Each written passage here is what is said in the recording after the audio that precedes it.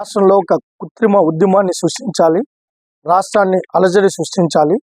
ప్రశాంత వాతావరణం ఉండకూడదు. ఇక్కడ అభివృద్ధి జరగకూడదని ఓడిపోయిన తీసేసిన తహసీల్దార్లు, రాజకీయ నిరుద్యోగులు ఈరోజు ఆ ప్రయత్నం రాష్ట్రంలో నెలకొల్పుతున్నారు. మేము అడుగుతున్నాం, సూటిగా అడుగుతున్నాం, నువ్వు డిఎస్సి నిర్వహించావా? జగన్మోహన్ రెడ్డి గారు నిర్వహించావా? లేదు. డిఎస్సి నిర్వహిస్తున్న టైంలో కేసులు వేసిన నువ్వు, డిఎస్సి నిర్వహించకూడదని చెప్పిన నువ్వు ఈరోజు నిరుద్యోగుల కోసం, డిఎస్సి అభ్యర్థుల కోసం పోరాటం చేస్తున్నావని చెప్తే నిన్ను నమ్మాలా? మేము అడుగుతున్నాం, డిఎస్సి అభ్యర్థులు కానీ నిరుద్యోగం అసలు ఉద్యోగాలే ఇవ్వకూడదని చెప్పిన జగన్మోహన్ రెడ్డి గారు ఈ నిరుద్యోగుల కోసం ఆయన ఏదో పోరాటం చేస్తామని చెప్పి కొత్త నాటకానికి తెరలేపారు. మరి ఎందుకు కేసులు వేసామని అడుగుతున్నాం.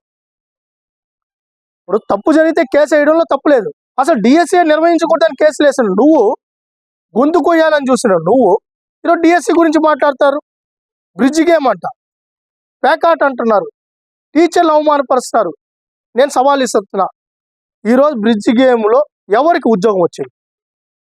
అన్ని తప్పుడు ఆరోపణలే, తప్పుడు మాటలు, తప్పుడు నాయకత్వం. బురజల్లాలి, మేము కడుక్కోవాలి. రాష్ట్రంలో అలజడి సృష్టించాలి. ఈరోజు ఎవరు అభ్యర్థులందరికీ అర్థమవుతోంది హారిజంటల్ రిజర్వేషన్ అంటే ఏంటి, రోస్టర్ అంటే ఏంటి. అదేవిధంగా ఈరోజు స్పోర్ట్స్ కానీ లేకపోతే ఇంకా ఇతర విభాగాలకు ఇచ్చిన పద్ధతులు ఏంటో అందరికీ తెలుసు. అవి వదిలేసి ఏది పడితే అది మాట్లాడుతూ ర్యాలీలు చేస్తారంట, ధర్నాలు చేస్తారంట, నిరాహార దీక్షలు. దేనికి? నేను అడుగుతున్నాను, దేనికి? మీ ఉద్యోగాల కోసమా? మీరు ముఖ్యమంత్రి అయ్యేదానికా? మీరు ఎమ్మెల్యేలు అయ్యేదానికా? అంటే మీరు ఎమ్మెల్యేలు అయ్యేదానికి, మీరు అధికారంలోకి వచ్చేదానికి నిరుద్యోగుల జీవితాలతో ఆడుకుంటారా? రాష్ట్ర అభివృద్ధిని ఆపేసి నిరుద్యోగ యువతకి ఎట్ట న్యాయం జరుగుతుంది? రాష్ట్రంలో అలజడి సృష్టిస్తే నిరుద్యోగులకు ఎట్ట న్యాయం జరుగుతుంది? కాబట్టి లోకేష్ గారు రాజీనామా చేయాలి. దేనికి రాజీనామా చేయాలి? డిఎస్సి ఇచ్చిన దానికి రాజీనామా చేయాలా? నేను అడుగుతాను, డిఎస్సి ఇచ్చిన దానికి రాజీనామా చేయాలా? పరిశ్రమలు తీసుకొని వస్తున్నందుకు రాజీనామా చేయాలా? పెట్టుబడులు తీసుకొని వస్తున్నందుకు రాజీనామా చేయాలా? దేనికి చేయాలి?